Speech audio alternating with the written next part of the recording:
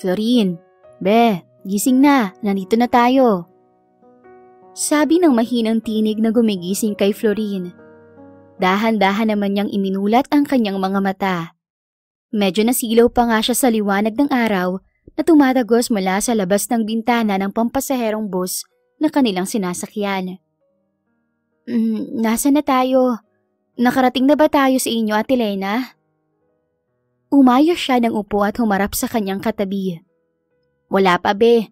Nasa terminal pa lang tayo. Hasakay pa tayo ng tricycle bago tayo makarating sa bahay. Tara na, baba na tayo. Tumayo na rin si Florine at bumaba ng bus kasunod ni Lena. Kaagad din naman silang nakasakay ng tricycle sa labas ng terminal. Okay ka lang, be? Untag na tanong ni Lena sa kanya. Hinarap naman niya ito at tumango. Yes, Ate Lena, I'm okay. Hindi ka naman ba nahilo sa biyahe? Ilang oras din ang biniyahe mo mula Manila hanggang dito sa Zambales? Hindi naman, ate. Sanay naman ako sa mahahabang biyahe. Salamat nga pala sa pagsundo mo sa akin sa terminal ng iba, Ate Lena. Sabi ko naman sa'yo, ay pwede namang dito na lang sa terminal ng Masinloc mo na lang ako abangan. Pero pumunta ka pa talaga roon para lang samahan ako papunta rito sa inyo. Ano ka ba? Wala yun. Nasaktuhan din naman na may kailangan akong kunin sa iba kaya sinabay ko na. Isa pa, kabilin-bilinan din ni inay na sunduin din kita at baka maligaw ka papunta rito. Napangiti na lamang si Florine at hindi na umimik pa. Tinanaw na lamang niya ang mga lugar na nadadaanan ng kanilang sinasakyan tricycle nang muling nagsalita si Lena. Huwag mo sanang masamain kung magtatanong ako, Florine. Be. Nabanggit kasi ni inay sa akin ang sitwasyon mo. Naglayas ka raw dahil gusto kang ipakasal ng mga magulang mo para sa negosyo. Totoo ba yun? Curious na tanong nito sa kanya. Napabuntong hininga kaagad si Florine nang maalala ang bagay na iyon. Yes, that's true, Ate Lena. I accidentally heard my mom and dad talking yesterday. May balak silang ipakasal ako sa anak ng business partners nila para sa expansion ng business namin. At obvious naman natutol ka roon kaya ka nga naglayas sa inyo, tama? Ani Lena na tinugon naman niya nang walang kabuhay-buhay na pagtango. Yes. After kong marinig yun, nakiusap agad ako kay Nana Lourdes sa nanay mo na tulungan ako makatakas. Hindi ako magpapakasal sa isang lalaking hindi ko kilala at lalong-lalo na sa hindi ko naman mahal for the sake of business. Never! Nag-iisang anak lang si Florine at siya ang inaasahang magmamana ng kanilang kumpanya na nangungunang clothing company sa bansa. Wala naman siyang problema roon. Katunayan nga ay kumuha pa siya ng kursong fashion design at naging head designer rin ng kanilang kumpanya bilang paghahanda sa pag-handle ng kumpanya nila. Ang hindi lang niya maintindihan sa mga magulang niya ay kung bakit kailangan pa ng arranged marriage para sa negosyo. Gayong maayos naman ang estado ng kanilang kumpanya. Siguro iniisip ng mga ito na wala siyang balak na mag-asawa dahil sa edad niyang 25 ay wala pa rin siyang nagiging nobyo. By choice naman ang kanyang dahilan kung bakit NBSB pa rin siya hanggang ngayon sa kabila ng kaliwat kanan ng mga nanliligaw sa kanya. Ang gusto kasi ni Florine, ang first boyfriend niya ang magiging asawa niya. Sa edad niyang iyon, hindi pa rin niya nahahanap ang tamang lalaki para sa kanya. Gusto niya na romantic ang maging story ng pag-ibig niya.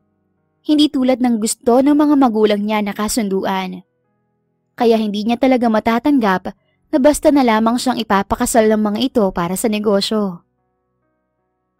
Pero nakita mo na ba yung lalaki na balak ipakasal sa'yo ng mga magulang mo? Kilala mo na ba? Tanong muli sa kanya ni Lena. Umiling siya. Hindi. At wala na akong balak na kilalanin pa siya, ate. Hindi ko nga alam kung sinong business partner ang tinutukoy nila. Basta ang nasa isip ko lang ay lumayo at hindi matuloy ang arranged marriage na yon. Hindi ako uuwi hanggat hindi nagbabago ang plano ni na mom and dad. Naiintindihan naman kita, Florine. Kung ako rin naman ang nasa sitwasyon mo, Baka gawin ko rin ang ginawa mo. Ayaw ko naman na makulong sa isang commitment na walang pagmamahal. Ani Lena at tinapik-tapik ang balikat niya. Welcome ka naman sa amin hanggang kailan mo gusto. Sigurado naman na hindi ka ilalaglag ni inay sa mga magulang mo. Sana lang talaga ay matauhan din ang mga magulang mo sa pinaplano nila. Muli ay napabuntong hininga na lamang si Florine at matipid na ngumiti kay Lena. Sana nga Ate Lena. Dahil kung hindi, then isipin na lang nila na wala silang anak. Tumangon na lamang si Lena at hindi na umimik pa. Nang sila'y makarating sa bahay ni Lena, ay sandaling napatitig si Florine sa paligid. Ang bahay ni Lena ay simple lamang, nayari sa hollow blocks at kahoy. May malawak itong bakuran na may mga tanim na halaman at sa likuran naman ay ang asul na dagat. Pasensya ka na sa bahay namin ha, be. Malayong malayo ito sa nakasanayan mong buhay. Sigurado bang kaya mong tumagal dito? Nani Lena. Binalingan naman niya ito ng nakangiti at tumango. You don't have to say sorry ate. Very thankful nga ako sa inyo na tinutulungan niyo ko. Huwag kang mag-alala sa akin dahil kayang-kaya ko ang buhay dito. Though, medyo maninibago ako. Pero I'm sure, magugustuhan ko rin dito. Especially na malapit sa dagat at presko ang hangin. Malayong malayo sa polluted air ng Manila. Natawa naman si Lena at inaya na siyang pumasok. Ipinanganak man na may gintong kutsara sa bibig, hindi naman lumaking spoiled at maarte si Florine. Maayos naman siyang napalaki ng mga magulang, dagdag pa ng gabay ni Nana Lourdes na parang ikalawang nanay na niya. Iyon nga lang, disappointed lang talaga siya sa kanyang mga magulang dahil sa balak ng mga ito sa kanya. Isang linggo na ang lumipas mula nang maglaya si Florine. Aminado siyang sa mga naunang araw ay nahirapan siyang mag-adjust sa bagong environment. Malayong malayo kasi ang dating buhay niya sa kinasasadlakan niya ngayon. Ngunit dahil sa kagustuhan na matuto, kalaunan ay unti-unti na rin siyang nasanay. Ate Florine, tingnan mo po itong mga nakuha namin ni Pamela na shells. Ang gaganda! Ani ng 9 na taong gulang na anak ni Lena. May dala itong basket na naglalaman ng mga shells na napulot nito at ng bunsong kapatid nito sa tabing dagat. Wow! Oo nga, ang gaganda naman ng mga to, Wela. Marami na naman akong collections nito. Salamat sa inyo, baby girls, ha? Tinapik-tapik ni Florine ang ulo ng magkapatid na masayang nagtakbuhan pabalik sa dalampasigan. Nakangiti niyang pinagmasdan ang dalawa nang may tumapik sa kanyang braso. Ayos na ba mga ito, be? Ready na para patuyuin? Tanong ni Lena na nakaturo sa mga isda na ginagawa nilang daing. Yes Ate Lena. Okay na tong mga to. Wala na bang isda na kailangang linisan? Anya at ipinasa kay Lena ang mga isda na ready na para ibilad. Isa na ito sa mga nakasanayan na rin ni Florine sa mga nagdaang araw. Na-curious kasi siya sa ginagawa ni Lena noon. At dahil wala namang ibang pagkakaabalahan, ay nagpaturo siya ng pagdadaing ng mga isda na nahuli ng asawa ni Lena. Ikaw naman, be. Kakatapos nga lang ng bagong dala sa atin ni Paolo, pero naghahanap ka na kaagad. Natatawang sabi nito sa kanya, maging siya ay natawa rin. Wala na kasi akong magawa. Wala na ba akong pwedeng gawin bukod sa pagdadaing ng isda? Subukan ko na rin kayong mangisda. Tingin mo ate. Pabiro pa niyang dagdag kaya na pahalakhak si Lena. Bored na rin kasi talaga siya. Sa isang linggo kasi wala rin siyang ibang magawa, liban sa paggagawa ng daing o di kaya ay pagsama sa mga anak ni Lena sa pamamasyal sa tabing dagat. Hindi naman niya mabuksan ang phone niya dahil gusto nga niya ng peace of mind at ayaw niyang makontak siya ng mga magulang. Sa gabi naman bago matulog ay nag-i-sketch siya ng mga designs na naiisip niya. Pero most of the time, nakatulala lang siya sa dagat, lalo na kapag hapon. Paano kung samahan mo na lang ako sa bayan mamaya para i-deliver itong mga daing sa mga suki natin.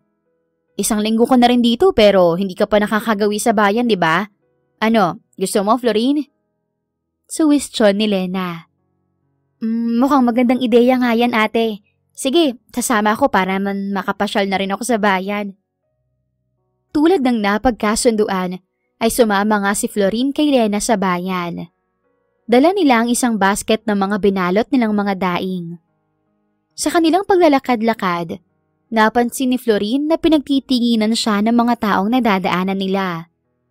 Namumukod tangi kasi ang kaputian niya sa mga taga roon at malalaman kaagad na hindi siya probinsyana at mas lalong hindi nakatira sa tabing dagat.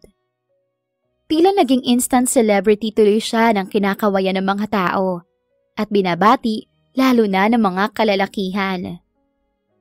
Tuwang-tuwa sa iyo mga tao rito, Florine. Ngayon lang sila nakakita ng singganda mo. Akala nila ay isa kang diyosa na bumaba galing sa kalangitan. Mapagbirong bulong ni Lena sa kanya na nakadagdag lamang sa pagkailang niya. Nakakailang na nga ate. Nako, huwag kang mailang. Mababait naman ang mga tao rito. Walang mambabastos sa iyo rito at kung meron man, aba, ipapasok ko sa butas ng ilong nila itong mga daing na to. I don't know kung nanitibago lang ako or what, pero feeling ko may hindi magandang mangyayari. Kinakabahan ako eh. Mabilis na bumaling sa kanya si Lena dahil sa kanyang sinabi. Ha? Paano mo naman nasabi yan? Huwag ka kasing mag-isip ng nega para hindi ka makaramdam na kung anong hindi maganda. Well, I think you're right ate.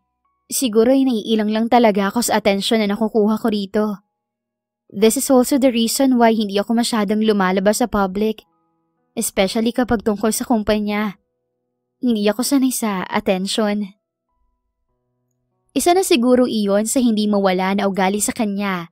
Simula nang makilala siya, hindi lang bilang kaisa-isang anak ng mga Cortez, kundi pati na rin bilang isang mahusay na fashion designer. Kahit na effortless na lang para sa kanya na makuha ang spotlight, mas pinipili ni Florine na malayo rito at sa atensyon ng iba. Hindi talaga siya ang tipo ng tao na magaling makisama. Mahiyain kasi siya at mas gusto niya ang tahimik na buhay. Hanggang sa makarating sila sa mga suki na paghahatiran ng mga daing ni Lena, ay hindi na nawala pa ang mga matang nakamasid kay Florine. Hindi na nga lang niya pinapansin ang mga ito at tahimik na lang siya na nakasunod kay Lena, na maya't maya kung humarang sa mga kalalakihan na nais lumapit sa kanya. Iba talagang ganda mo, be. Mukhang magiging instant bodyguard mo pa yata ako rito. Tutal ay ubos na rin naman itong mga daing. Mas mabuti pang umalis na tayo rito bago ka pa dumugin. Hindi na kaya ng powers ko yun. Natatawang sabi na lamang ni Lena habang hila-hila siya na tila isang bata. Palabas na sana sila ng seksyon ng mga bentahan ng isda sa palengke nang isang hindi sinasadyang aksidente ang nangyari. Kulang ang salitang gulat para kay Florine nang mabunggo siya ng isang nakahubad-barong lalaki na may sunong-sunong na banyera ng isda. Ayos lang naman na mabangga siya. Mapapalagpas pa niya iyon. Ngunit ang mabuhusan ng malalansang isda na laman ng banyerang buhat nito ay ibang usapan na. Hindi iyon katanggap-tanggap. Nakakahiya. Oh my God! Tili niya na umalingaw-ngaw sa buong paligid. Kaya nagtingi na ng mga tao sa gawin niya. Oh dang it, miss. I'm sorry. Pasensya na, hindi ko sinasadya. Parehong natigilan si Florine at ang nakahubad-baro na lalaking nakabangga sa kanya nang magkatitigan sila. Mataas ang lalaki kaya halos tingalain niya ito. Sandali siyang natulala habang nakatitig sa pares ng brown nitong mga mata. Prominente at tila inukit ang panga nito, na bagay naman sa gwapong mukha nito. Litaw na litaw rin ang magandang hubog ng hubad nitong katawan na basa ng pawis. May abs ang lalaki. Tanging pantalon at bota ang suot nito at meron pang nakataling itim na panyo sa noo nito. Natauhan lang sa sandaling pagkakatulala si Florine sa lalaki nang maramdaman niyang humawak ito sa braso niya. Miss, okay ka lang? I'm sorry ulit. Hindi ko sinasadyang mabuhusan ka ng mga isda. Hindi kasi kita nakita. Nagmamadali din ako eh. I'm sorry again. Hinging depensa nito sa kanya. Ngayon na narinig ni Florine ang buo at malalim na boses nito, napagtanto niya na may accent ang pananalita nito. Ilang mga salitang English pa lang ang nabanggit nito, ngunit alam na niya na bihasa manalita ng English ang lalaki. May ganoon palang kargador sa palengke. I'm okay. Bitawan mo na ako.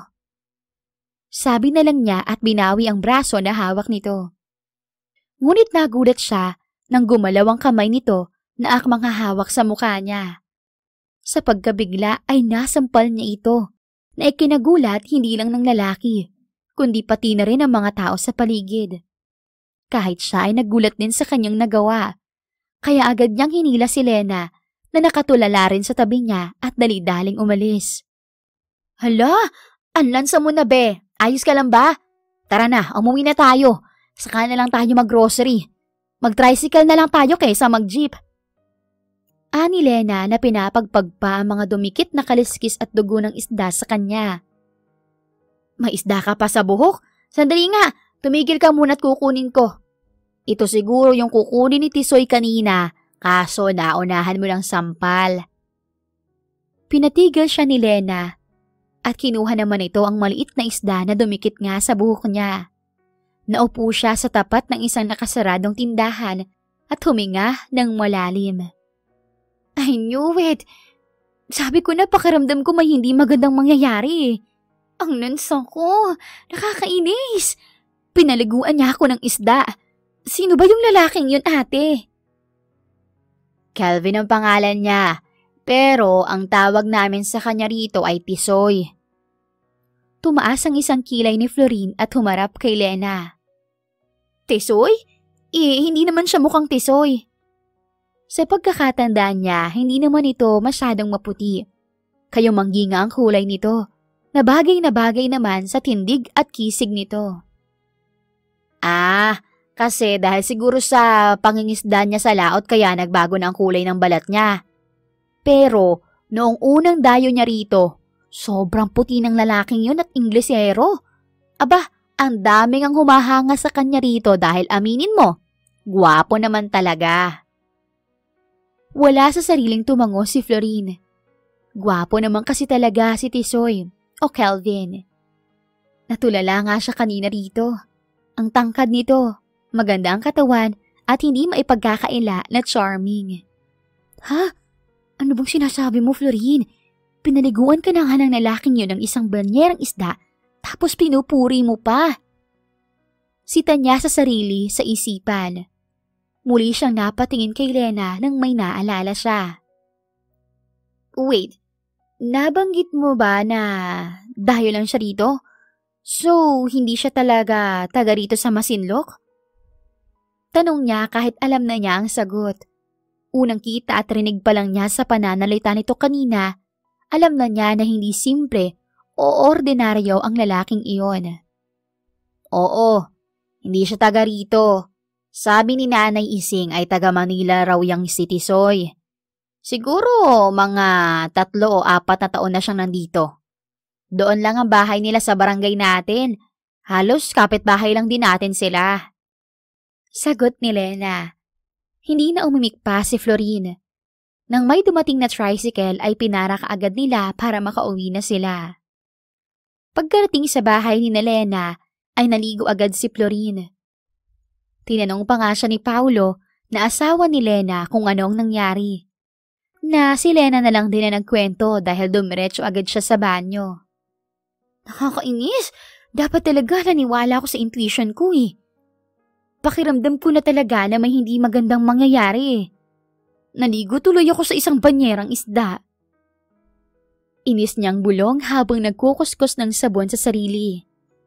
Nakailang beses na sabon na nga siya dahil amoy pa rin niya ang lansa ng isda. Kinabukasan ay inaya ng mga anak ni Lena si Florine na mamulot ng mga shell sa tabing dagat. Dahil wala namang ginagawa ay sumama nga siya sa mga ito. Nakasunod lang siya sa magkapatid, bitbit ang basket na nalagyan ng mga shells na mapupulot nila. Ito Ate Florine, maganda rin ito oh. Tingin mo ate. Ani Wela at ipinakita ang napulot nitong shell. Oo nga, maganda. Sige, ilagay mo na rito sa basket. Wala na ba, Wela? Banda ron ate, mas marami ron at mas magaganda pa. Turo ng bata sa di kalayuan. Sige, tara. Nagpatuloy pa sila sa paglalakad at bawat mangingisda na nakakasulubong nila ay bumabati sa kanya. Kilala na naman niya halos lahat ng kapitbahay ni Lena. Habang pinagmamasdan ni Florine ang mga mangingisda na nag-aahon ng mga bangka at may mga bitbit na banyera, ay naalala na naman niya ang nangyari sa palengke kahapon. Wela, may itatanong ako sa'yo. Anya sa bata. Tumigil naman ang bata sa pagpulot ng shell at humarap sa kanya. Ano po yun, Ate Florine? Kilala mo ba si Tisoy? Sandaling napaisip ang bata bago ito tumango ng sunod-sunod. Ah, si Kuya Tisoy. Opo, kilala ko po. Bakit po ate? Crush mo rin si Kuya Tisoy? Nagulat siya at halos mamula ang pisngi sa sinasabi ng bata. Tinukso pa siya ng magkapatid. Ha? Hindi ko siya crush. Ano ba kayo? Mabilis niyang giit. Bakit niyo po siya tinatanong? Wala naman. Natanong ko lang naman pero hindi ko siya crush. Kayo talaga? Ang babata pa ninyo, alam niyo na yung crush-crush na yan. Sabi niya at nakangiting pinisil ang pisngi ng magkapatid. Akala ko po'y crush niyo siya. Kasi halos lahat ng babae dito sa atin ay crush si Kuya Tisoy. Si nanay nga, crush din si Kuya Tisoy. Pero si tatay lang daw ang love niya. Kinukurot kasi siya ni tatay sa singit kapag sinasabi niyang crush niya si Kuya Tisoy. Natatawa ang kwento ni Wela. Napangiti lang naman si Florine. Sa isipan niya, hindi na rin naman katakataka ang bagay na iyon. Gwapo naman kasi talaga ang lalaki, kaya't siguradong marami ang humahanga rito. Pero sigurado siyang hindi siya isa sa mga iyon. Nahihiwagaan dito, maaari pa. Alam niyo ba kung saan siya nakatira? Tanong niya muli. Hawak na niya ang magkabilang kamay ng dalawa habang naglalakad. Opo, yun lang ang bahay nila malapit lang dito. Sagot ni Wela nang nakaturo sa isang bahay di kalayuan. Tumigil siya sa paglalakad kaya pati ang dalawang bata ay napahinto rin. Nakatitig lang siya sa itinurong bahay ni Wela na medyo malayo ng konti sa kanila. Kumpara sa bahay ni Lena, di hamak na mas maganda at mas malaki ang bahay na itinuro ni Wela. May pintura at maganda ang bakuran. Gusto nyo? Puntahan natin siya ate. Kilala naman kami ni Kuya Tisoy.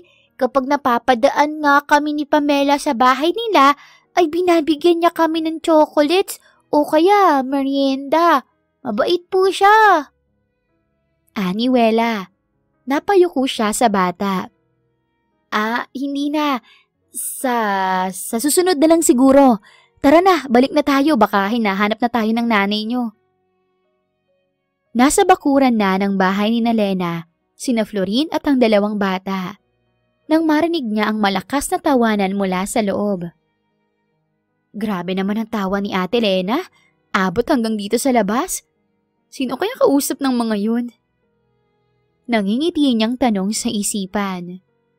Pagpasok nila sa loob, napansin agad ni Florine ang bisita na kausap ng mag-asawang Lena at Paolo.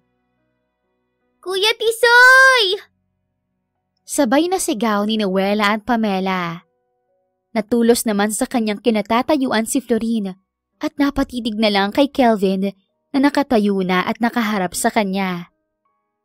Ayan na pala siya. Wika ni Lena na may malaking ngiti. Florine, Binisita ka ni Tisoy rito. Gusto niya raw makipag-usap sa'yo. Oh, kausapin mo muna, Tisoy. At kahapon pa inis na inis yan. Natatawang singit naman ni Paolo. Paliguan mo ba naman kasi ng isang banyerang isda? Ilang pakete ng sabon at shampoo tuloy ang naubos niya kahapon. Hindi na nakapagsalita si Florin. Pasimple na lamang niyang sinasaway sa pamamagitan ng tingin ang mag-asawa na nagtatawanan. Hi. Ani Kelvin na umani ng kanyang atensyon. Nakangiti at kumakaway sa kanya. Can we talk? Gusto ko sanang humingi ng sorry sa nangyari kahapon. Hindi ako nakapunta rito kaagad kasi inareglo ko pa yung mga natapon na isda kahapon. Kaya ngayon lang ako nakapunta rito. Dagdag pa nito na kumakamot sa batok. Mabilis na tumango si Florin at umiwas ng tingin dito. Sige. Doon na lang tayo sa labas. Anya at nauna nang tumalikod. Muli siyang lumabas sa bakuran at naupo sa kahoy na upuan sa silong ng mangga kaharap ang dagat. Sumunod din naman sa kanya si Kelvin. At habang ito'y papalapit sa kinauupuan niya, ay hindi niya ito maiwasan na pagmasdan. Nakasuot lang ito ng kupas na moong na ginupit para maging shorts. Ang damit naman ito na kulay itim ay ginupit din ang magkabilang manggas. Kaya't litaw na litaw ang dalawang malaking braso nito at katulad kahapon, may nakatali pa ring bandana sa noo nito. Ngunit kulay pula naman ngayon. Simpleng-simple lang ang suot nito.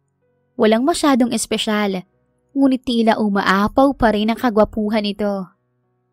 Hi again, Binibini. Done checking on me? Ani Kelvin na hindi niya namamalayan na nakatayo na pala sa harapan niya. Mabilis na napakurap-kurap si Florin at tumingala sa nakangising lalaki. Huh? What are you talking about? Of course not. I'm not checking on you. Really? Wika naman ito na tila nang aasar pa. Alam mo, kung magyayabang ka lang, mabuti pang umalis ka na lang. Hindi porket lahat ng kababaihan dito ay type ka, pwede ka nang umasta na parang lahat ng babae ay interesado sa'yo. Pairap siyang tumayo at aalis na sana, ngunit pinigil siya nito. Hey, wait lang naman. Okay, I'm sorry. Hindi ko naman intensyon na magyabang or what. I'm just trying to be friendly here para hindi awkward. Friendly? In that way? Sa approach mong yan, hindi ka ka-friendly-friendly. Isa pa, we're not even close. Hindi nga tayo magkakilala eh. Then let me introduce myself, Binibini. Anito. I'm Kelvin, pero ang tawag nila sa akin dito ay Tisoy o kaya ay Pogi. It's up to you if you call me Tisoy, Pogi or just Kelvin. But babe or honey might sounds better. Muling napanganga si Florin nang kuning ito ang kanang kamay niya at hinalikan. Kumindat pa ito sa kanya. Nag-init ang kanyang muka, hindi dahil sa kilig, kundi sa pagkabwisit. Hambog! Singhal ni Florin at mabilis itong sinampal. Ouch! Nakadalwa na ako ha. Natatawang daing naman ni Kelvin. Hawak ang pisngi na nasampal niya. Lalo tuloy tumaas ang inis ni Florin. Ganyan mo ba nakuha ang loob ng lahat ng kababaihan dito ha? Sa pagpapacharming at paglalandi mo. Well, I'm sorry to burst your bubble, but it's not working on me. Bastos! Matalas na tingin ang binigay rito ni Florin. Hindi siya mabilis mainis o mabikon sa isang tao. Katunayan ay mahaba nga ang pasensya niya. Pero tila iba ang datingan ni Kelvin sa kanya. Unang pagtatagpo pa lang nila sa palengke kahapon ay nakuha na nito ang inis niya. At ngayon nakausap na niya ito ay mas dumoble pa iyon dahil sa kahambugan nito. Uy, chill lang, I'm just joking. Ikaw naman hindi ka mabiro. Siguro dahil hindi naman talaga ako nakikipagbiruan. Pagtataray niya rito pero hindi natinag ang ngiti sa labi nito. Ang sungit mo naman pala, Binibini. Ako pa talaga iniinis mo ha? Of course not, Stop calling me Binibini. May pangalan ako, okay? But mas bagay sa'yo yun. Binibining masungit pero maganda. Magandang masungit. Nakangising sagot nito. Pugisit! Hindi na kinaya ni Florin ang inis. Pakiramdam niya ay kumukulo ang dugo niya kay Kelvin. Baka kung magtagal pa siya sa harapan nito, ay masampal na naman niya ito. Kaya tinalikuran na lang niya ito. Tinawag naman siya nito pero hindi na niya ito pinansin pa at dire-diretso na lang siyang pumasok sa bahay ni Lena. Tinanong pa siya ni Lena kung anong nangyari dahil nakasambako lang kanyang muka. Pero hindi na niya sinagot dahil sa labis na inis at diretso na lang siya sa kwartong tinutuluyan niya. Kakainis? Akala mo talaga kung sinong ubod ng gwapo? Ang kapal ng muka! Napakahambog! Asik niya. Kapag naiisip niya ang nakangising mukha ni Kelvin, ay tumataas lalo ang inis niya. Kahit halos bugbugin na niya ang unan niya, mailabas lang ang pagkabwisit sa lalaki. Bwisit? Huwag ko na sana makita ang pagmumukha ng lalaking yun. Baka hindi na ako makapagpigil at siya na mabugbog ko. Nakakainis! Hindi na lang mag-sorry kung magsosorry. Ang dami pang kahambugan na nalalaman. Ngunit hindi nangyari ang hiling niya na wag nang makita ulit si Kelvin. Dahil matapos ang araw na iyon, ay halos araw-araw na kung magpakita ito sa kanya. Halos hingin na nga lang ni Florin sa langit ang mahabang pasensya araw-araw. Sa tuwing gigising siya, dahil alam niyang makikita na naman niya si Kelvin sa ayaw man niya o sa gusto. Makulit at medyo pilyo lang talaga yung si Tisoy, pero mabait naman siya. Ani Lena habang nagdadaing sila ng isda. Giliw na giliw nga ang mga tao rito sa kanya at halos kilala na siya sa buong Masinloc. Aba, dinadayo pa kaya ng taga-ibang barangay ang palengke natin, makita lang siya. Mabuti na lang at wala si Kelvin ng araw na iyon dahil kasama raw ito ni Paolo na nangisda sa laod. Bukod sa looks niya, wala naman na akong ibang nakikitang kapuri-puri sa lalaking yun. Kakabwisit nga yun eh. Araw-araw dinadalaw ang pikon ko. Pairap na tugon naman ni Florin. Baka naman style lang ni Tisoy iyon para magpapansin sa'yo. Aba, kalat na kaya rito sa barangay natin na pinopormahan ka ni Tisoy. Sa halos 4 na taon niya rito, ikaw pa lang yata ang kinulit niya ng ganyan. Napahinto sa pagkakaliskis ng isda si Florin at natulala na lang kay Lena. Type ka ni Tisoy. Ako na ang nagsasabi sa'yo, be. Hindi rin naman ako nagtataka eh. Sa ganda mong yan ay imposibleng kahit sa Tisoy ay hindi mahulog sa'yo. Bagay nga kayo. Pareho kayong maganda at sosyal tingnan. Kaya ang laking insecure na mga dalaga rito sa'yo. Isa pa yon sa kinaiinisan ni Florin. Simula nang halos araw-araw siya kung bisitahin at kulitin ni Kelvin, ay mabilis na kumalat ang chismis na nagliligawan na raw silang dalawa. Halos hindi na nga siya makalabas ng bahay dahil sa tuwing lalabas siya ay nakakarinig siya ng bulong-bulungan at malala pa. Ilang beses na siyang naharang ng mga babae na patay kay Kelvin. Pakiramdam ng mga ito ay inaagaw niya si Kelvin sa mga ito, kaya't lalong umaapaw ang inis niya sa lalaki. Isaksak na lang nila sa baga nila si Tisoy. I'm not interested in him. Igil niyang turan. Bakit ba kasi nakilala ko pa ang Kelvin na yun? Maayos naman at tahimik ang first week ng stay ko rito sa inyo. Pero after kong makilala ang hambog na yon, parang gusto ko nalang umuwi sa amin. Natawa si Lena. At ano, papayag ka na sa balak ng mga magulang mo na ipakasal ka para sa negosyo? Natameme si Florin at frustrated na nagbitaw na lang ng malalim na paghinga. Naalala naman niya ang mga magulang niya. Of course, hindi pa rin. Mukhang wala nga silang balak na itigil ang pinaplano nila kahit lumayas na ako.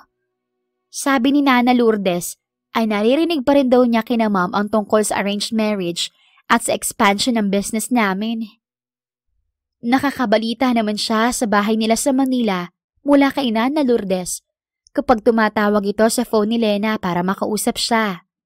Anito ay hinahanap pa rin siya ng mga magulang niya kahit na nabasa na ng mga ito ang iniwan niyang sulat. Nag-iwan siya ng sulat noon bago umalis para kahit papaano ay alam ng mga ito ang dahilan ng paglalayas niya at nang hindi rin mag-alala ang mga ito.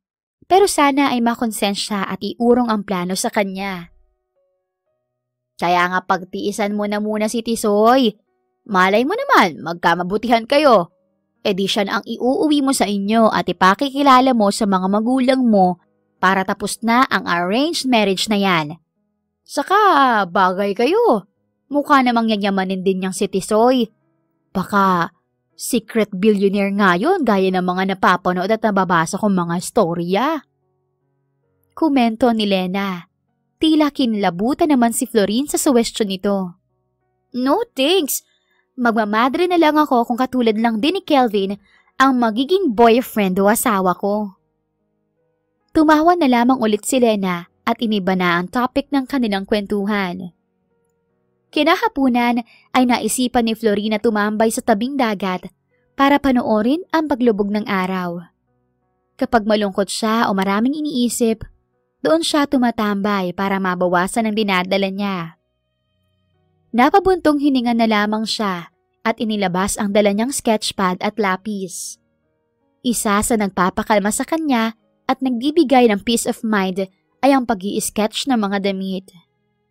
Sa sobrang pagkatutok niya sa sketch, hindi niya napansin na nakatayo na pala sa likuran niya si Kelvin. Nagulat na lang siya na magsalita ito.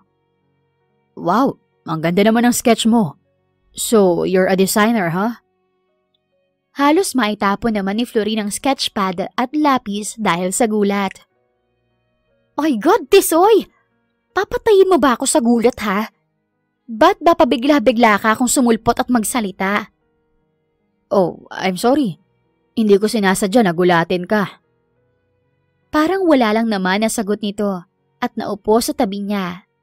Hindi nito ininda ang matatalas na tingin na binabato niya rito. Hey, chill ka lang. Binibining masungit pero maganda. I'm not here to ruin your mood, okay? Nakita kasi kita sa malayo na parang malungkot ka. Care to share? Wala kang pakialam. Just leave me alone. Matabang na sagot ni Florine at muling tinuon ang atensyon sa sketch. Natahimik naman ito. Naisip ni Florine kung nasaktan ba ito sa pagtataboy niya rito. Pero mas pinili niyang wag na lang itong tingnan. 4 years ago, I had a car accident. Napatigil ang kamay ni Florine sa pagguhit nang marinig ang sinabi ni Kelvin. Ngunit nanatili siyang nakayuko sa sketchpad niya. Kaya naman nagpatuloy na lang sa pagkukwento si Kelvin. Papunta ako noon sa kondo ng girlfriend ko. So-surprise ko sana siya dahil 3rd year anniversary namin noon. Pero ako palang masosurpresa sa maaabutan ko. I found her and my best friend on her unit. They're having an affair. My girlfriend cheated on me and I was so devastated after learning that. Wala raw kasi akong time palagi sa kanya dahil sa pagkapatakbo ko ng kumpanya namin. Kaya niya nagawa yon. I admit naman na may mga pagkukulang din ako. Pero, hindi naman siguro enough na reason yon para lokohin niya ako at sa best friend ko pa. Napatingin na si Florine dito. Nakatitig lang ito sa palubog na araw. Nakangiti ng mapait na tila may binabalik ang alaala ng nakaraan. Nagpakalasing ako ng araw na yon. At ng araw na yon ako na aksidente. Dinala ako sa ospital na halos wala ng buhay. But fortunately, masamang damo ako kaya heto't buhay pa rin ako. Dagdag pa nito at natawa pa ng mahina. Lumingon ito sa dalaga at hinubad ang panyo na nakatali sa noo nito. Kahit napalubog na ang araw ay hindi naiwasan ni Florine na mabigla nang makita ang isang mahabang peklat nito. Mula sa kaliwang sintido papunta sa kabuuan ng noon nito ang peklat. Napagtanto ni Florine kung bakit palaging may nakatali na panyo sa noo nito. This car reminded me of that day. Ang araw na muntik na akong mamatay dahil sa pag-ibig. Anito, habang pinapasadahan ng haplos ang mahabang peklat nito sa noo. After my recovery, pinagpahinga na muna ako ni Dad sa kumpanya. Masyadong maraming nangyari sa akin noon. Kaya I decided na lumayo na muna hanggang sa napunta ako rito sa Masinloc. Kasama si Nanay Ising. Yun ang dahilan kung bakit ako nandito. Magpapagaling at magpapahinga lang sana ako. Pero napamahal na ako sa lugar na ito. Kaya tumagal na ako ng 4 na taon dito. Hindi na malaya ni Florine na nakatakip na pala siya ng kanyang bibig habang nakikinig sa mga kwento ni Kelvin. Sa halos 1 linggo niya itong nakilala, ngayon lamang niya narinig ang kwento nito. Hindi siya makapaniwala na ang makulit at araw-araw na kinaiinisan niyang lalaki ay may ganoon ka-tragic na kwento pala. Ngayon niya rin napatunayan na hindi nga isang simpleng mangingisda lang si Kelvin. Tulad ng kutob niya noong una pa lang, galing nga ito sa mayamang pamilya at sa kwento pa nito ay namamahala ito ng isang kumpanya. Pero ang ipinagtataka niya ay kung bakit ito nagkwento ng ganoon sa kanya. Hindi naman siya nagtatanong, pero bigla na lamang itong nag-open up. Bakit mo ikinakwento to sa akin, Kelvin? Hindi na niya naiwasang itanong. Tumingin naman sa kanya si Kelvin at kumisi. Oh, hindi ako nag-share ng kwento ng buhay ko para lang tumunganga ka riyan.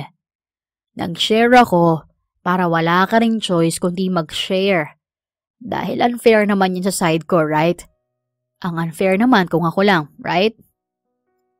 Siguro kung ibang araw iyon, nasigawan na naman niya ang lalaki sa inis. Ngunit sa puntong iyon, tila nawala na ang inis at irita na nararamdaman niya para rito. Tila ba nagkaroon siya ng koneksyon bigla rito na hindi niya maintindihan. Buwisit ka talaga. Hindi ako magkukwento. Hindi ko naman sinabing magkwento ka ng buhay mo. Come on. Kahit na konti lang. Gusto ko lang naman na mas makilala ka. Binibining masungit pero maganda. Dali na, kwento ka na. Napairap sa hangin si Florine. Nang muli niyang binalingan si Kelvin, ay ang malaking ngisi ang agad niyang napansin dito. Napatingin pa siya sandali sa peklat nito sa noo na hindi na nito tinakpan. Napagtanto ni Florine na marahil sa kanya lamang nito unang ipinakita ang peklat nito, liban syempre kay Nanay Ising na kasama nito sa bahay. Kung hindi ka titigil sa pagtawag sa akin ng ganyan, wala kang mapapala sa akin. Calling you what? Binibining masungit pero maganda? Sexy at talented? Pinandilatan ito ng mga mata ni Florine. Kahit pa sa kabila nun ay hindi niya inaasahang sasabihan pa siya nitong sexy at talented. Medyo nag-init tuloy ang kanyang muka. Mabuti na lamang at palubog na ang araw, kaya't hindi nito mapapansin ang pagbablush niya. You know what? Nakakaasar ka. Bahala ka na nga riyan. Tumayo si Florine para sana iwan na ito, pero hinawakan naman ito ang kanyang kamay at pinigilan siya. Sorry na. Ito naman masyado kang seryoso. Sige na, upo ko na ulit dito. Hindi na kita aasarin, Florine. Nakangiting-an ito at tinapik-tapik pa ang buhanginan sa tabi nito. Wala namang nagawa si Florine kundi maupo at magbahagi ng kwento niya. Naisip niya na tama nga naman si Kelvin. Unfair nga kung hindi siya magbabahagi ng kanya. Isa pa, pakiramdam naman niya ay mapapagkatiwalaan niya ito. Pero ang kinuwento niya lang kay Kelvin ay ang dahilan kung bakit siya naglayas at napunta sa lugar na iyon. Hindi naman nabago ang arranged marriage, lalo na sa ating mga nasa business world. Paraan kasi yun para palakasin ang dalawang kumpanya. Ani Kelvin matapos niyang magkwento. Muli siyang napairap dito. Kung sa inyo, ayos lang yon. Pwes sa akin hindi. Ayoko maikasal ako dahil lang sa negosyo. Gusto ko, Kung ikakasal ako ay dahil sa love, hindi sa kasunduan. That is so stupid. Well, for me naman, kung maganda at sexy naman ang mapapangasawa ko, then why not? Hindi naman na siguro ako lugi nun at hindi na rin siya lugi sa akin. Gago? Mura na rin niya rito. Natawa na naman ito ng malakas. Dang it. Ang ganda pala sa pandinig ng mura mo, no? Isa pa nga, murahin mo pa ako. Florin, come on. Tudyo pa nito sa kanya kaya hindi na niya napigilan na hampasin ito ng sketchpad na hawak. Wala ka talagang kwentang kausap. Bitiwan mo na ako. Aalis na ako. Mamaya na. Nagkukwentuhan pa tayo eh. Nonsense na ang kwentuhan na to. Binubuisit mo lang ako. Uuwi na lang ako. Okay, sorry na. Serious mood ako. Look. Anito at bigla na lang naging seryoso ang muka. Nawala ang ngiti pati ang emosyon sa mata nito. Nang makita yun ni Florin ay hindi niya mapigilang hindi matawa. Parang tanga. Tumatawa niyang sabi. Napaungol naman si Kelvin. Ang sarap naman sa tenga ng mura mo. Isa pa nga. Pervert! Sigaw niya at pinagpapalo na naman ito. Tawa lang naman ang tawa si Kelvin. But seriously, kung ako nasa sitwasyon mo, kikilalanin ko muna ang taong ipapakasal sa akin. Ani Kelvin nang tumigil siya sa pagpalo rito. Wala namang masama kung susubukan na makipagkilala muna, right? Sige, sabihin na natin na sa umpisa, para lang sa negosyo ang layunin ng kasal. Pero malay mo, later on, kapag mas nakilala mo na ang taong iyon, ay matutunan mo rin siyang mahalin. Napatingin si Florin kay Kelvin. Nakasandal ang mga kamay nito sa likod nito para hindi tuluyang mapahiga at ang mga paa nito ay nakatuwid lamang. Paminsan-minsan ay sinasayaw nito. Nakangiti ito habang nakatanaw sa palubog na araw. Alam mo kasi, naniniwala ako na hindi lang sa sparks nagsisimula ang love. O di kaya ay sa love at first sight. Pwedeng-pwede rin itong matutunan. Parang sa pagsusulat o pagbabasa lang naman yan eh. Hindi ba't nung mga bata pa tayo? Hindi naman tayo marunong agad na sumulat o bumasa. Pero paano tayo natuto? Kasi pinag-aralan natin. Ganon din sa love. Kung gusto mong mahalin ang isang tao, matututunan mo nitong mahalin kung pagbibigyan mo ang sarili mong sumubok. Hindi lang naman kasi puro feelings lang ang love. Minsan, kailangan mo rin talagang maging matalino. Kailangan mo rin gamitin ang isip mo para pumili ng mga desisyon. Love is a choice, sabi nga ng iba. Hindi makapaniwala si Florin habang nakatitig kay Kelvin. Hindi niya inaasahan na kaya rin palang magsalita ng seryoso at may sense ng lalaki. At tungkol pa talaga sa love. Palibhasa kasi ay nakilala na niya itong puro pangasar lang sa kanyang alam gawin. Kaya nabigla siya. Wow! I can't believe na maririnig kitang magsalita ng ganyan. What are you now? A love guru? May himig ng pang-asar niyang sabi. Ikaw pinamaliit mo ako. Ano namang akala mo sa akin? Puro kalokohan lang ang alam. Oo. Walang kagatul-gatul niyang sagot. Napanganga naman si Kelvin. Wow, ang sakit nun Nagdrama pa ito na tila nasasaktan. Hawak ang dibdib. Napairap naman si Florin. Baliw. Pero seryoso nga, Florin. There's nothing wrong with trying. Malay mo, pogi at mabait naman pala ang mapapangasawa mo. Malay mo, ako pala yun. Marahas siyang napatingin kay Kelvin dahil sa sinabi nito. Ngunit nagulat siya nang makita ang reaksyon nito. Inaasahan kasi niya na nakangisi ito. Pero nabigla siyang seryosong mukha nito ang nabungaran niya. Anong pinagsasasabi mo, Kelvin? Sa lubong ang kilay niyang ani. Wala lang. Naisip ko lang na malay mo. Ako palang pakakasalan mo na tinakasan mo. Hoy, kung ikaw man yon, Pipiliin ko na lang talaga na magmadre kaysa makikasal sa'yo. Nagkibit-balikat lang naman si Kelvin at tumawa ng malakas. Sa inis ni Florine ay tumayo na siya. Uuwi na nga ako. Madalim na rin. Baka hinahanap na ako ni na Ate Lena. Tumayo na rin si Kelvin at pinagpagan ang mga dumikit na buhangin sa pantalon nito. Tinali na nito ulit ang panyo sa noo nito. Okay, tara. Hatid na kita. Natawa si Florine. Anong ihahatid mo ko? Ayan lang naman ang bahay. Tinuro pa niya ang bahay ni Lena na hindi naman talaga kalayuan. Kahit na. Tara na kasi. Wala na rin siyang nagawa nang hilahin siya nito. Hindi naman nagtagal ay nasa tapat na sila ng bakuran ng bahay ni Lena. Sabi kasi na malapit lang eh. Sige na, pasok na ako. Umuwi ka na rin. Ani Florine bago humarap kay Kelvin. I enjoyed talking with you, Florine. Ikaw ba? Nag-enjoy ka ba kausap ako? Siyempre hindi. Inaasar mo lang naman ako. Sagot niya, pero deep inside, alam niya sa sarili niya na nag-enjoy naman siya.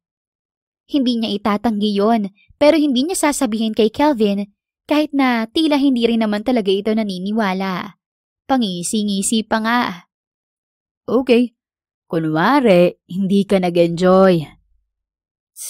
Yan ka na naman. Diyan ka na nga. Tinalikuran niya ito at lumakad na papasok ng bakuran. Ngunit bago pa siya tuluyang makapasok, ay muli siyang tinawag ni Kelvin. Florine! Ano? Tanong niyang may kasamang irap. Ngunit nanatili lang natahimik si Kelvin. Masinsinan itong nakatingin sa kanya. Tila may naisabihin na hindi niya mawari. Ano ba? May sasabihin ka ba o ano? Ang lamok na rito oh. Nakita niya ang paghugot ng malalim na paghinga ni Kelvin at ang paglapit nito sa kanya. About what I said earlier. Totoo yun. Anito. Nagsalubong naman ang mga kilay ni Florine. Galing doon. Ang dami mo kayang dinaldal. Tungkol sa lalaking balak ipakasal sa'yo. Parang tumigil sandali ang pagtibok ng puso ni Florine sa narinig.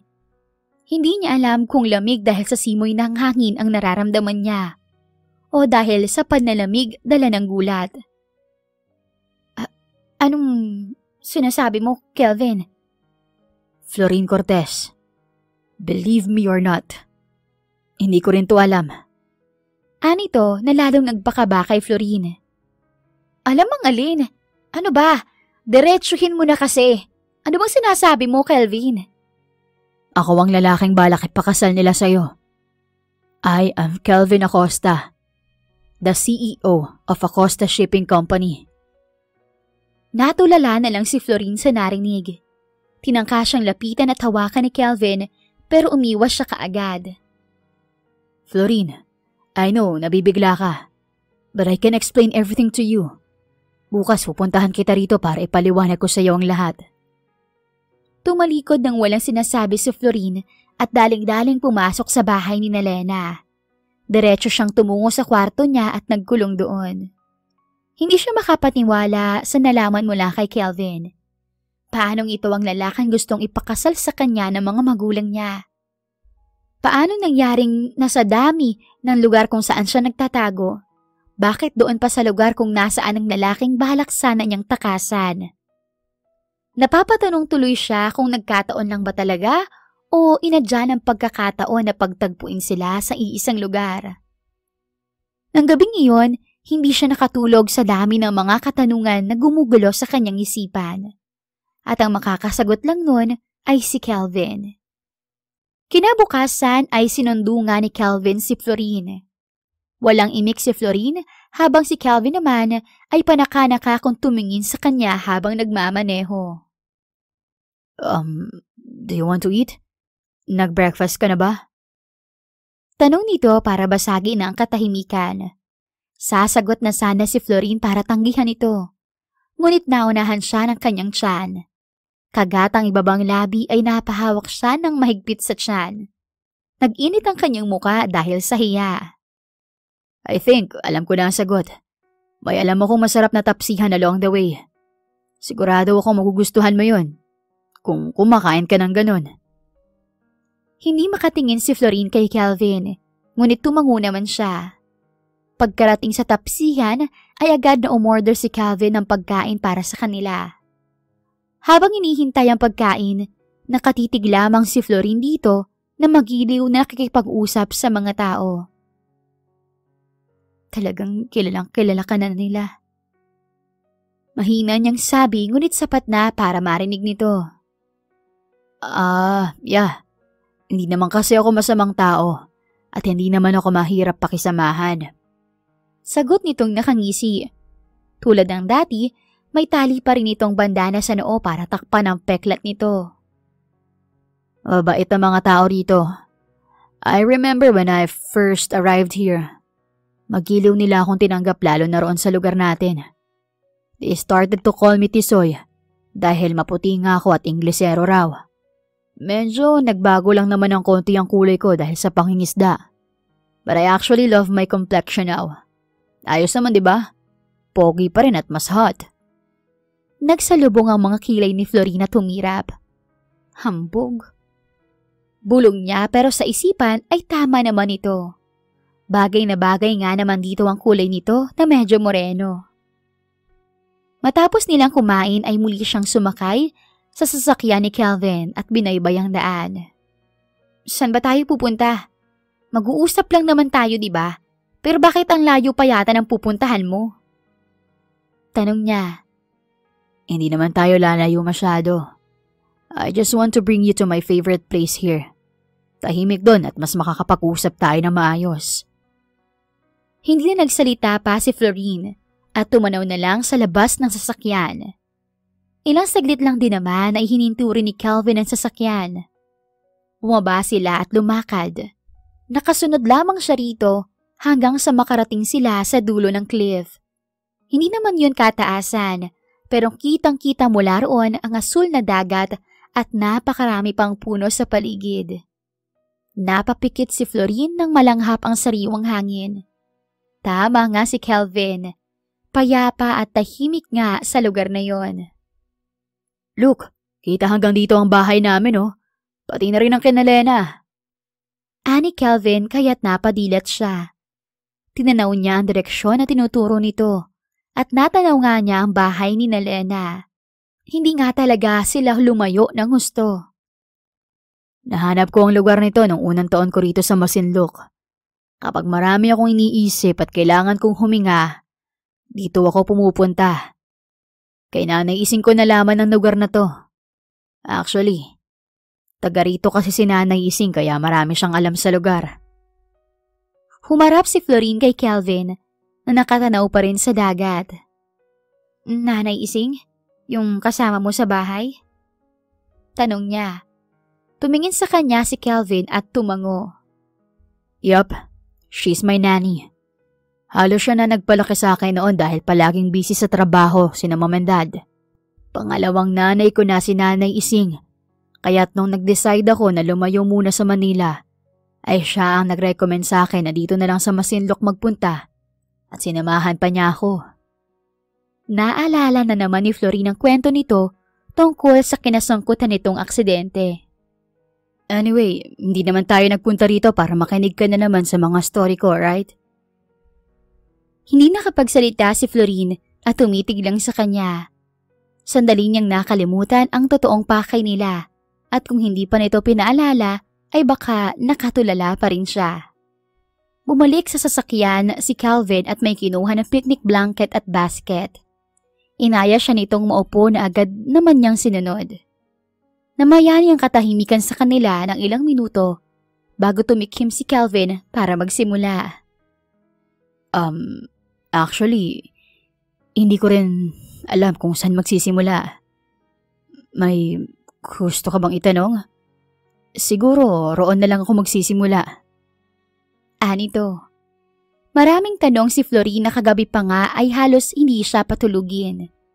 Pero sa dami nun, isa lang ang nangibabaw na mas gusto niyang malaman ang kasagutan. How, why and when, Kelvin? Ha? Paano mo nalaman na akong babaeng ipapakasal sa'yo? Paano at kailan mo nalaman? Napatitig sa kanya si Calvin ng mataimtim. Hindi siya bumitaw ng tingin dito kahit pa unti-unting nabubuhay ang kaba sa kanyang dibdib. The same day na nagkabanggaan tayo. Sagot nito. So, alam mo na noong araw na yon na akong ipapakasal sa'yo? Umiling si Calvin.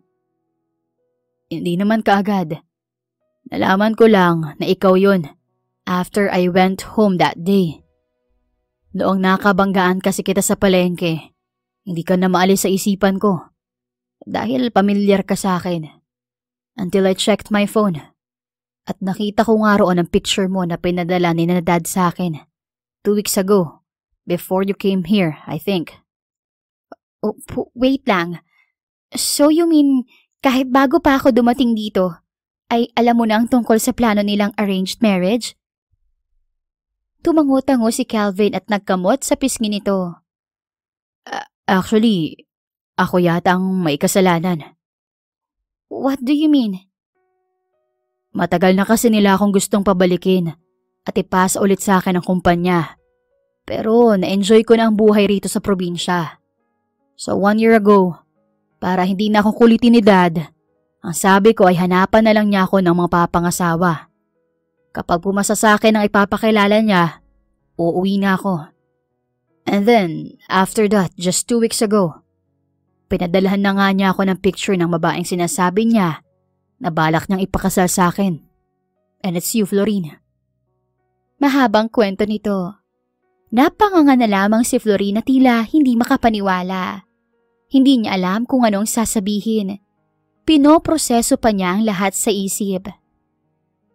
Sabi ni Dad ay siya mismo ang nag-offer sa dad mo ng kasal between us para mas palakasin at palakihin ang mga business natin. Sabi pa ni Calvin nang wala siyang imig. Malaking tulong sa clothing company niyo ang shipping company namin para mas mapalawak ang market niyo hanggang ibang bansa.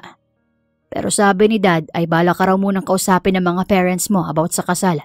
Kaso, tumakas ka nga. May mga katanungan na si Florina na sagot. Ngunit ngayon ay nalilito naman siya sa mga dapat niyang gawing pasya at aksyon sa mga nalaman. Florine, believe me, hindi ko rin to inaasahan. Pero after kitang makita, pakiramdam ko ay tadhana na mismo naglapit sa atin. Napabaling siya kay Kelvin dahil sa sinabi nito. Tadhana? Yeah. Naglayas ka sa inyo dahil ayaw mong makasal sa hindi mo kamo kilala at mahal. Pero dito ka naman napunta kung saan mismo ang lalaking natakda na pakasalan mo. Unbelievable, right? Kahit ako hindi rin makapaniwala na sa dami ng lugar, dito ka pa talaga napunta. At tayo pa talagang dalawa ang nagkabungguan sa palengke. Tapos magkapit-bahay pa tayo. Siguro pinaglalapid talaga tayo ng tadhana. Hindi na yata naghiwalay pa ang mga kilay ni Florine. Nanatili na lang na magkasalubong iyon habang nakikinig at nakatitig kay Calvin. Sa kabilang banda, hindi niya rin maiwasang isipin na marahil ay tama nga ito. Iniisip niya kung talaga bang nagkataon lang o talagang adya na ng pagkakataon na pagtagpuin ang kanilang landas. Hindi na niya tuloy alam ang kanyang gagawin. 5 araw ang lumipas matapos ng kanilang pag-uusap at kahit papaano ay naliwanagan na siya sa lahat. Kalmado na rin kahit papaano ang kanyang isipan, lalo pat alam na ng mga magulang niya kung nasaan siya. Parang nabawasan na ang inis niya sa mga ito sa hindi malamang dahilan. Para bang pumapabor na ang isip niya sa arranged marriage mula nang malaman niya na si Calvin ang lalaking gusto ng mga ito para sa kanya. Sinabi ni Calvin sa kanya na nasabi na nito sa daddy nito na nagkita at magkakakilala na silang dalawa. At sinabi naman ng daddy nito sa mga magulang niyang totoo. Katunayan ay kahapon lang ay tumawag na siya sa kanila para kamustahin ang mga magulang. Labis ang pag-aalala ng mga ito sa kanya dahil halos 1 buwan na rin mula nang maglayas siya. Humingi rin ng tawad ang mga ito. Wala naman daw ang mga itong balak na maglihim sa kanya at kung ano man ang maging desisyon niya ay irerespeto ng mga ito. Pero ang malaking katanungan para sa kanyang sarili, ngayon alam na niya ang totoo na si Kelvin ang lalaking ipapakasal sa kanya. Bakit hanggang ngayon ay nananatili pa rin siya sa masinlok? Bakit sa lumipas na araw, hinahayaan niya si Kelvin na ligawan siya? Umamin na kasi ito na may gusto ito sa kanya, kaya sa ayaw o gusto niya ay liligawan daw siya nito. Gusto ko rin ba siya? Gusto ko rin bang mas makilala pa si Kelvin? Tanong niya sa sarili. Kung tutuusin ay pwede naman na siyang tumanggi, lalo pat hindi naman siya pinipilit ng mga magulang sa kasal. Pwedeng umuwi na lang siya sa kanila para hindi na makulit pa ni Kelvin. Ngunit nanatili pa rin siya sa lugar. Iniisip mo na naman si Tisoy, ano? Napalingon si Florine kay Lena na palapit sa kanya. Umupo ito sa kanyang tabi at sabay nilang pinagmasdan ang dagat kahit na madilim na. Hindi bakit ko naman iisipin ng lalaking yun? Asus, deny to that ka pa. Kita naman sa'yo na siyang iniisip mo. Napanguso na lang si Florine na umani ng tawa kay Lena. Huli na kasi siya nito. Pero alam mo, namamangha pa rin ako hanggang ngayon. Sabi muli nito at kumapit sa kanyang braso. Isipin mo be, lumayas ka sa inyo dahil ayaw mong maikasal sa lalaking hindi mo kilala at mahal. Pero hindi mo alam na yung lalaking yon ay dito mo rin pala makikita. Bihira lang ang gano'n na para bang kahit ang tadhana ay pinaglalapit na kayo. Humarap ito sa kanya na may malaking ngiti. Ngayon na nakilala mo na siya at niniligawan ka pa, siguro naman kahit papaano ay nagkakaroon na siya ng puwang sa puso mo. Kasi kung wala, sigurado na umalis ka na noong nalaman mo ang totoo. Aminin mo, Florine. May gusto ka na rin kay Tisoy, ano? Napatitig si Florine kay Lena na naghihintay ng kanyang sagot. Alam na nito ang totoo tungkol sa kanila ni Kelvin. Sa totoo lang, Ate Lena, hindi ko rin alam eh. Sagot niya at huminga ng malalim. Noong una, wala naman akong ibang nararamdaman sa lalaking yun, kundi asar at inis. Kita mo naman na halos araw-araw niya akong inaasar noon. Pero, ewan ko ba, mula noong nalaman ko ang totoo at nagsimula siyang ligawan ako, ay hindi ko na alam ang mararamdaman ko. Ay, ayan na yun. Pag-ibig na yan, be. Diyan na magsisimula yan. Ani Lena na sa sobrang kilig ay napapalo na sa braso niya. Ganito ang gawin mo. Hayaan mo lang siya sa paniligaw niya sa'yo. Hindi ba sa'yo na rin ang galing na ayaw mo ng loveless marriage? Ito na, solusyon doon. Kilalanin niyo ng mabuti ang isa't isa rito. Wala namang mawawala kung susubukan, di ba? Hindi na nagkomento pa si Florine. Ngunit sa isip niya ay may punto nga si Lena. Kahit naman itanggin niya, sa loob-loob niya ay nararamdaman niya rin na nagkakapuwang na si Kelvin sa kanyang puso. Siguro nga ay hahayaan na lang niya ito sa panliligaw nito sa kanya at mas kilalanin pa. Kinabukasan, maagang nagising si Florine para tumakbo sa tabing dagat. Naging gawain na niya iyon tuwing magigising ng umaga. Matapos ang ilang oras ng pagtakbo, ay naisipan niyang maligo sa dagat. Tamang-tama naman na hindi pa tuluyang sumisikat ang araw, pero unti-unti nang lumiliwanag. Akma na siyang mag-aalis ng jacket nang may tumawag sa kanyang pangalan. Nang tingnan niya kung sino ito, ay nakita niya si Kelvin na tulad niya ay mukhang kagagaling lang din sa pagtakbo. Good morning, binibining masungit, pero maganda at sexy. Nakangiting bati nito sa kanya kasabay ng kindat. Good morning din, Kelvin.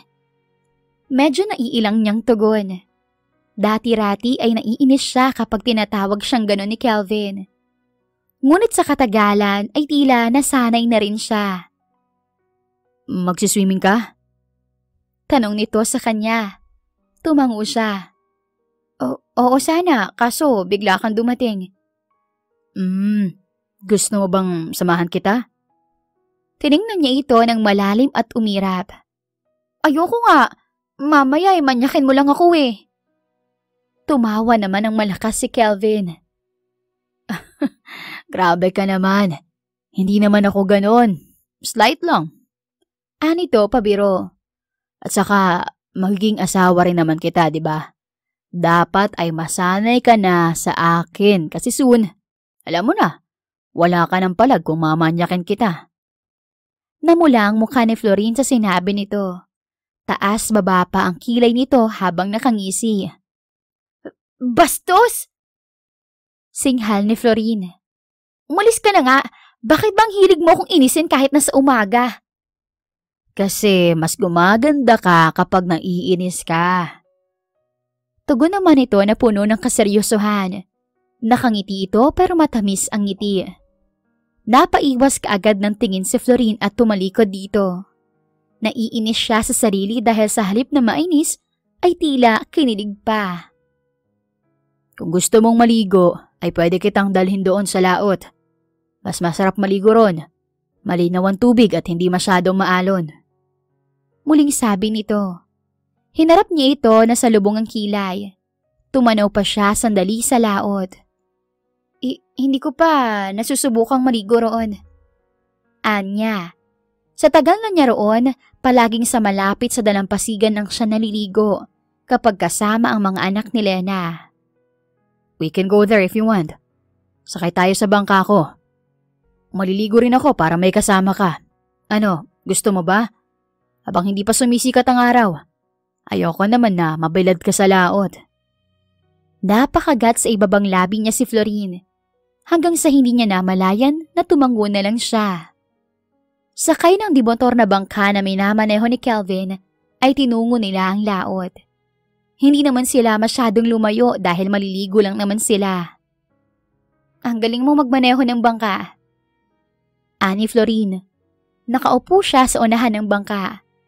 Kaharap niya si Kelvin na naka-shades pa nga at may sombrero kahit na wala pa namang araw. Sa 4 na taon ko ba naman dito? Natural lang matutuwa kong magmaneho ng bangka. Tugon ni Kelvin na tumatanaw pa sa dagat. Hindi tuloy maiwasan ni Florin na titigan ito. Kainis, bakit parang mas guwapo ang lalaking ito sa paningin ko? Usal niya sa isip. Umiwas lang siya ng tingin dito nang bigla itong humarap sa kanya. Sinong nagturo sa'yo mangisda, Kelvin? Tanong na lang niya para may mapag-usapan. Isa pa, hindi niya pa rin alam ang ilang kwento tungkol sa pagiging mangingisda nito. Sina Paolo. Nakangiting sagot ni Kelvin. Noong unang dayo ko rito, naengganyo ako na subukan mangisda kahit hindi naman kailangan. Dahil mabubuhay naman ako kahit habang buhay na tambay. Kaso ay boring naman kung wala akong ginagawa araw-araw.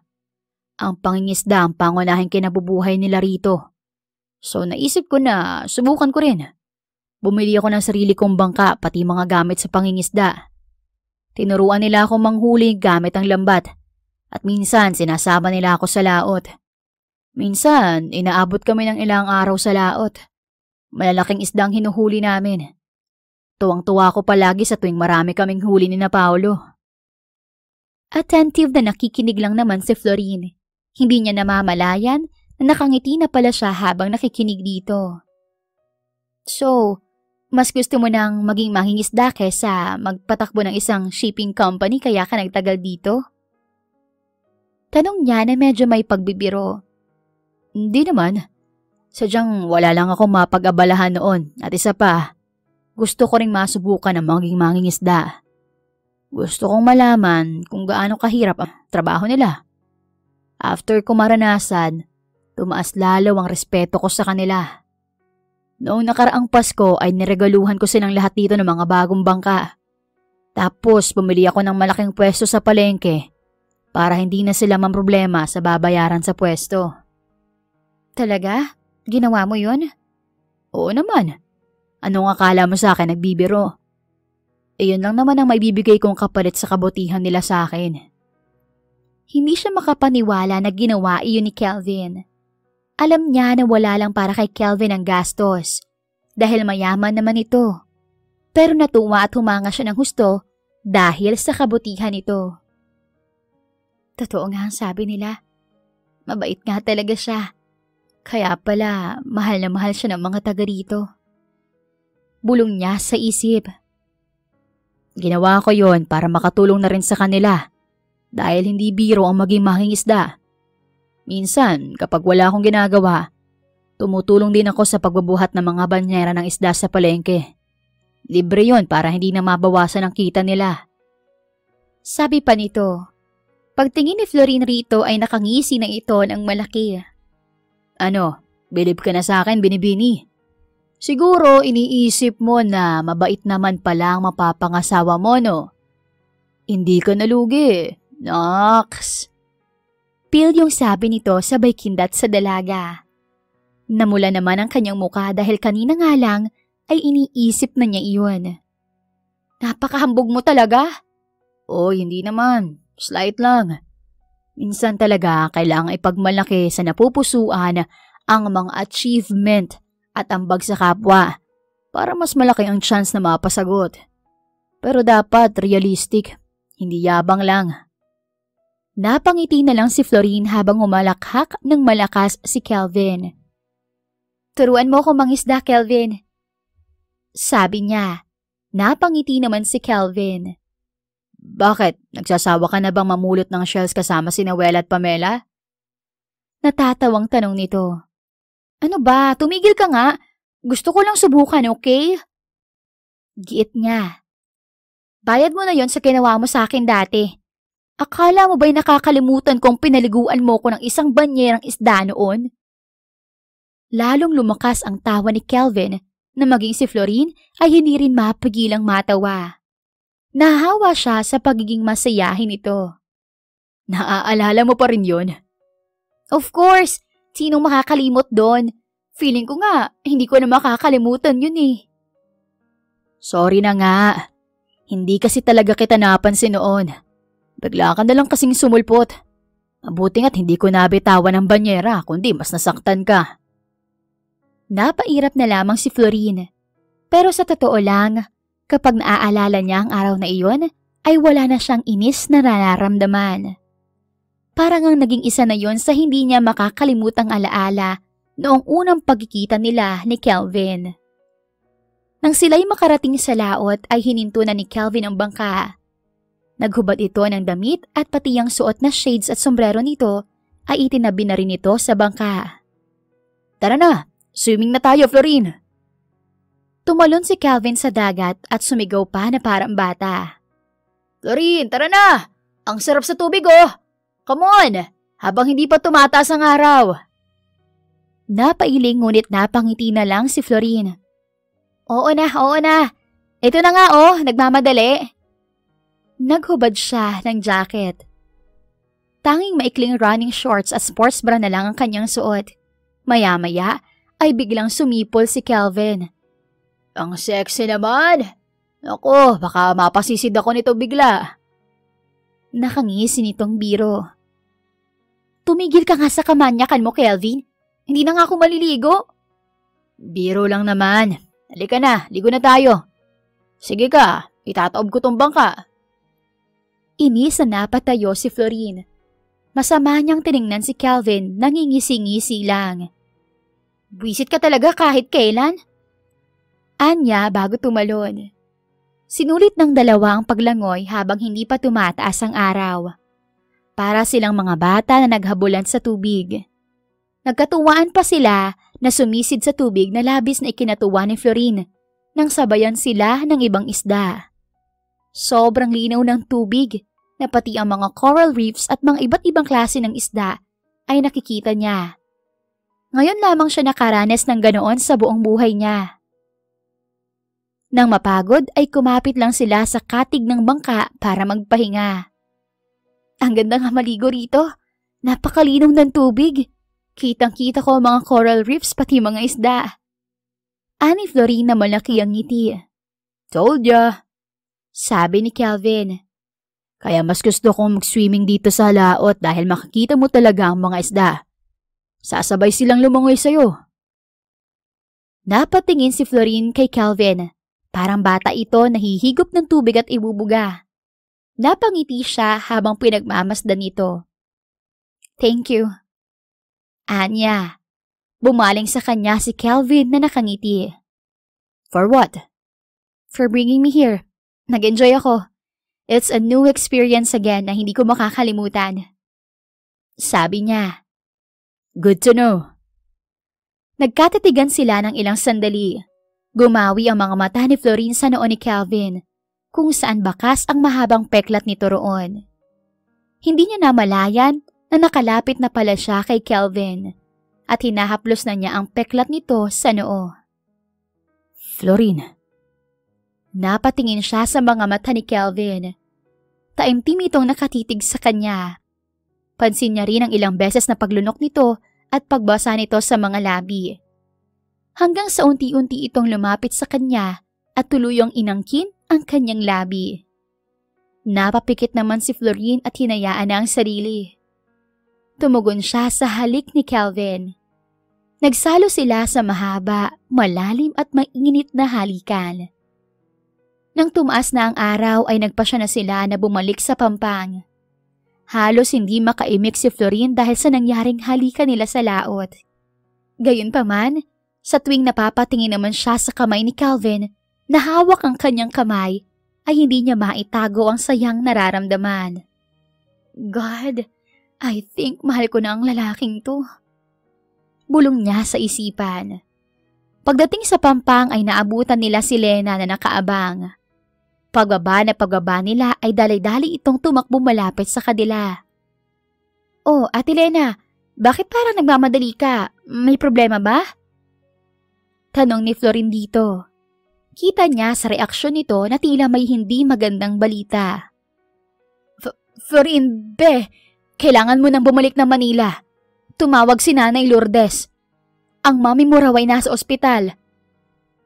Matapos sabihin ni Lena ang hindi magandang balita, ay agad na nag-empake si Florine at nagbiyahe na papalik ng Maynila.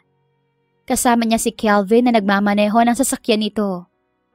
Hindi niya maitago ang matinding kaba at pag-alala para sa kanyang ina. Halos hindi siya makapagsalita at panay lang ang pag-iyak. Hindi naman siya pinabayaan ni Kelvin na paulit-ulit siyang pinapakalma. Pagdating sa Manila ay dumiretso kaagad sila sa ospital na itinawag ni Nanay Lourdes sa kanila. Sa isang hospital room ay inabutan nila ang daddy niya na nakabantay sa mommy niya na nakahiga sa hospital bed. Mom! Mommy! Napaiyak siya nang makita ang ina na may swero. Florine, dear. Nagyakap ang dalawa at parehong umiyak. Isinugod pala sa ospital ang mommy niya dahil hinimatay ito. Buti na lang at wala naman daw itong malalang komplikasyon o sakit. Marahil ay dala lang daw sa stress. I'm sorry, Mom, kung pinag-alala ko kayo. I miss you po. Na-miss ko kayo ni Daddy. Ani Florine at muling yumakap sa ina. Oh dear, you don't have to say sorry. Kami nga ng daddy mo ang dapat mag-sorry. We missed you so much too. Kinabukasan ay nakalabas na rin agad sa ospital ang mom ni Florine. Isang buwan mahigit ding nawala si Florine, kaya ganoon na lang ang saya niya nang makabalik sa bahay nila. Na-miss ko itong kwarto ko. Anya at padapa na bumagsak sa kanyang malambot na queen-size bed. Maya-maya ay napahiga siya at napatulala na lang sa kisame. Si Kelvin.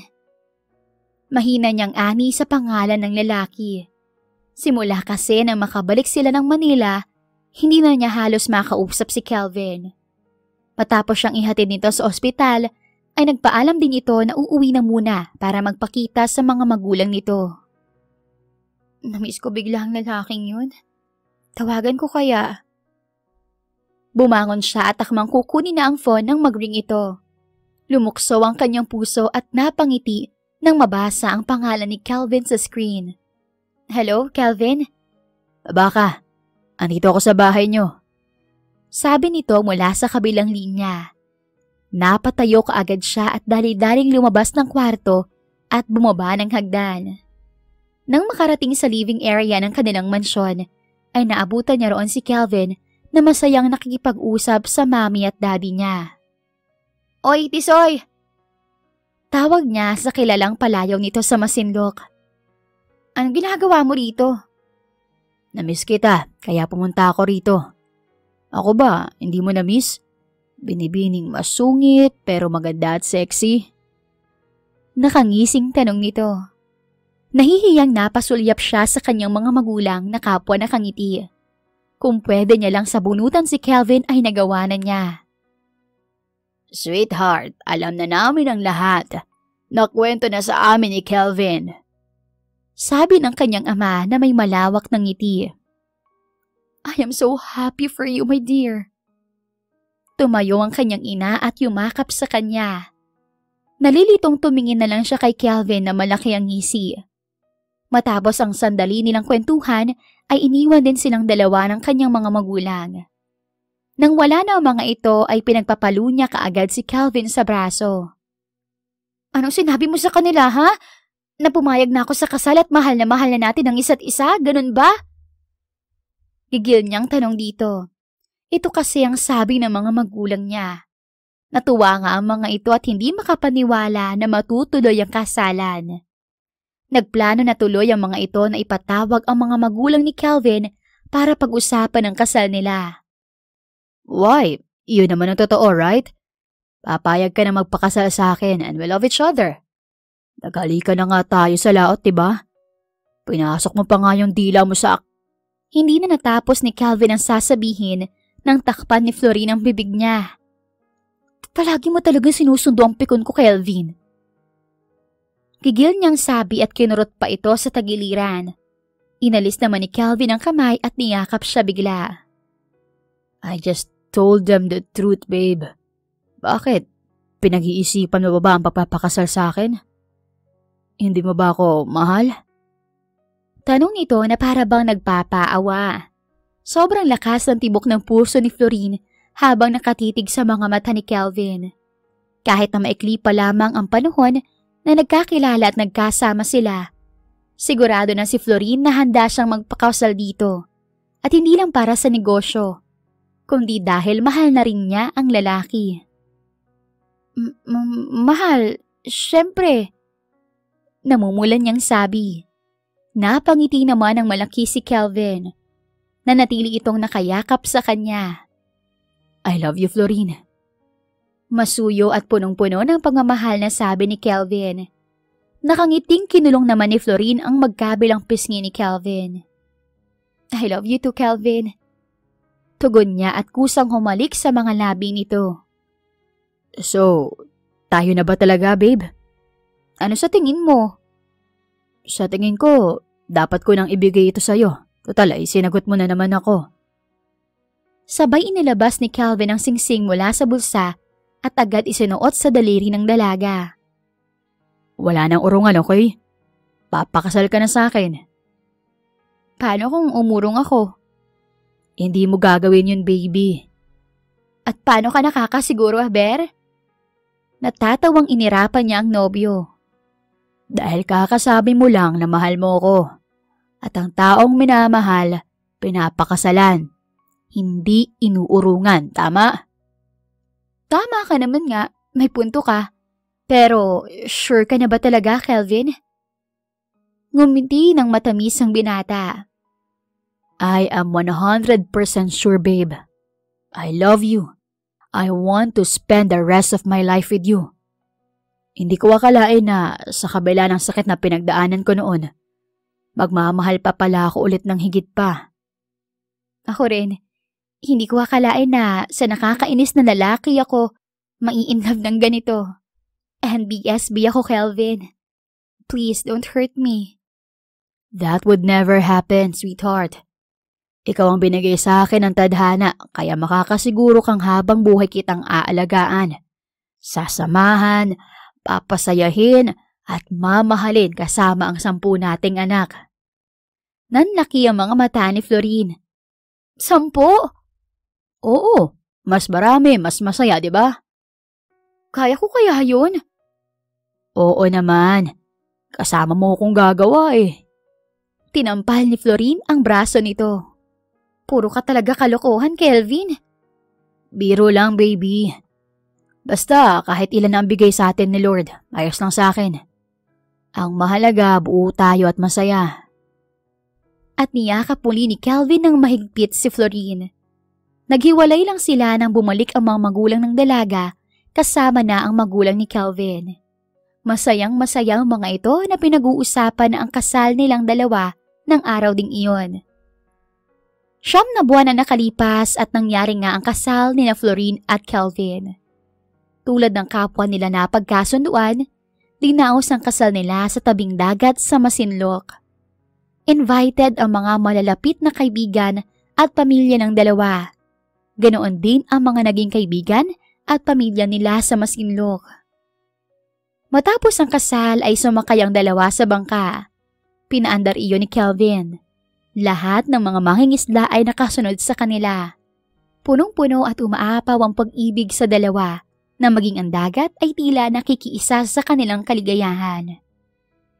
At paglipas pa ng 2 taon ay nagbunga naman ang kanilang pagmamahalan ng isang anak na lalaki na pinangalanan nilang Caden Floyd. Hindi lubos akalain ni Florine na ang pangarap niyang romantic love story ay mangyayari sa isang hindi inaasahang pagkakataon. Sinong mag-aakala na ang kasalan na buo sa kasunduan ay nauwi sa kasalan na puno ng pagmamahalan. Love moves in mysterious ways, ika nga sa isang kanta. At napatunayan ni Florine na wala ngang imposible sa pagmamahal. Minsan siyang tumakas, ngunit gumawa ng paraan ng tadhana para sila ay pagtagpuin ng lalaking may buhat ng isang banyerang isda na nakatakda pala para sa kanya. The end. Kung nagustuhan niyo ang istorya natin ngayon, huwag kalimutang mag-share, mag-like, mag-comment at mag-subscribe. Thank you for watching and listening. See you on our next story. Ingat and God bless.